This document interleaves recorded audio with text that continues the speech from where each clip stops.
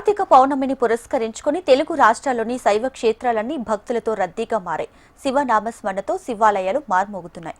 పంచరామ క్షేత్రాల్లో ప్రముఖ క్షేత్రంగా పేరుగాంచిన ద్రాక్షారామం ఆలయానికి తెలుగు రాష్ట్రాల నుంచి భక్తులు పోటెత్తారు. కార్తీక మాసం సందర్భంగా ప్రత్యేక పూజలు నిర్వహిస్తూ శివయ్యను భక్తి శ్రద్ధలతో పూజిస్తున్నారు.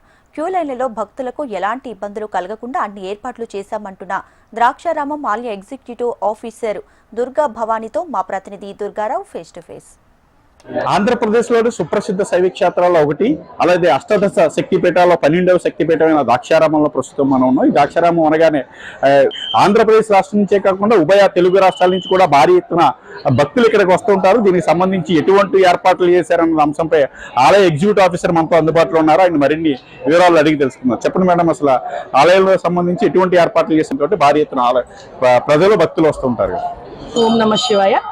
పంచారామ క్షేత్రమైనటువంటి ద్రాక్షారామ శ్రీ భీమేశ్వర స్వామివారి దేవస్థానంలో కార్తీక మాసం సందర్భంగా భక్తుల తాకిడి అధికంగానే ఉంది.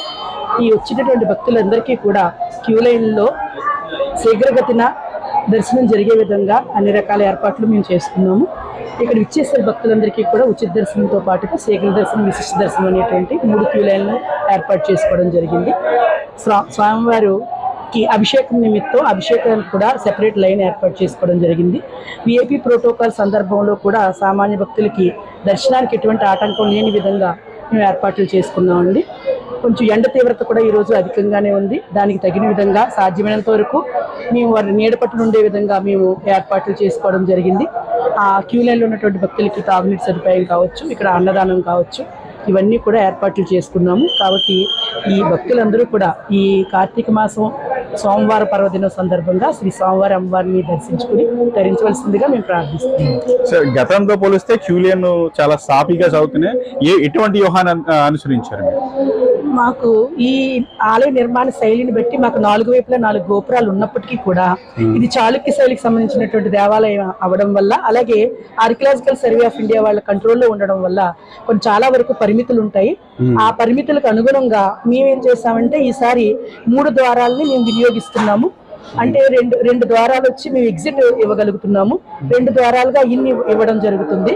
అందులో ఈ విశిష్ట దర్శనం అలాగే శీఘ్ర దర్శనం అనేటువంటివి ఒక ద్వారం ద్వారా ఏర్పాటు చేసాము. అలాగే ఉచిత దర్శనానికి వేరే ద్వారాన్ని మేము తూర్పు ద్వారాన్ని వినియోగించడం జరుగుతుంది.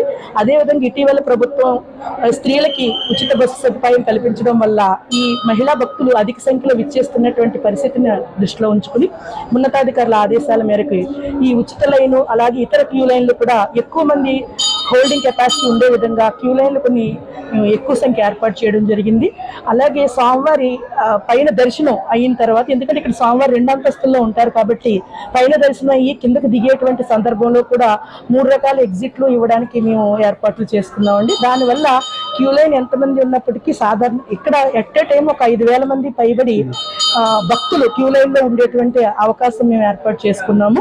ఈ విశాలమైన ప్రాంగణంలో ఆర్కియాలజీ వాళ్ళ పర్మిషన్స్ తీసుకొని దానికి అనుగుణంగా ఏమవుతుందంటే ఎంతమంది ఉన్నప్పటికీ కూడా క్యూ లైన్ అలాగా సాఫీగా సజావుగా సాగిపోతుంది. శీఘ్రగతిని గత సంవత్సరాలతో పోల్చుకుంటే క్యూ లైన్లు కూడా చాలా క్లారిటీ ఉంది. భక్తులు కూడా ఆ విషయంలో ఆనందిస్తున్నారు, మాతో సహకరిస్తున్నారు. ఆలయ యొక్క విశిష్టత ఏమిటి మీకు? ఈ ద్రాక్షారామ క్షేత్రం అనేటువంటిది ప్రసిద్ధ శైవ క్షేత్రం, అందరికీ తెలిసిందే. ఇది పంచారామాల్లో ఒక ఆరామం. అదేవిధంగా ఇక్కడ అష్టాదశ శక్తిపీఠాల్లో 12వ శక్తిపీఠమైనటువంటి శ్రీ మాణిక్యాంబ అమ్మవారు కూడా ఇక్కడ వేంచేసి ఉండడం, అలాగే త్రిలింగ క్షేత్రాల్లో ఒక క్షేత్రంగా ఉండడం, ఇది దక్షిణ కాశీగా పిలువబడడం, అసలు దక్షయజ్ఞం జరిగినటువంటి ప్రాంతం, అలాగే శక్తిపీఠాలు ఉద్భవించడానికి కారణమైనటువంటి ఈ దక్షయజ్ఞం అనేటువంటిది కూడా ఈ ద్రాక్షారామంలోనే జరిగిందనేటువంటి ఈ చరిత్ర ఆధారంగా ఇక్కడ రాష్ట్ర నలుమూల నుంచి కూడా విశేషంగా భక్తులందరూ కూడా వేయించడం అనేటువంటి జరుగుతుంది. అది భక్తుల కోసం ఈసారి త్రిముఖ వ్యూహంతో క్యూ లైన్ ఏర్పాటు చేసామని చెప్తున్నారు. భక్తులకు అసౌకర్యాన్ని కలిగించకుండా ఎండ తీవ్రత ఉన్నప్పటికీ వాటర్ ప్యాక్లో సప్లై చేస్తున్నాం. అలాగే ఎట్ ఏ టైం 5,000 మంది దర్శనం చేసే విధంగా 3 ద్వారాలని 4 ద్వారాలని వినియోగించుకుని అయితే క్యూ లైన్ కి దానికి అనుగుణంగా రూపొందించామని చెప్తున్నారు. భక్తులకు ఎటువంటి ఇబ్బంది కలగకుండా చేయడమే మా ధ్యేయం అంటూ కూడా ఆలయ ఎగ్జిక్యూటివ్ ఆఫీసర్ చెప్తున్నారు. ఇది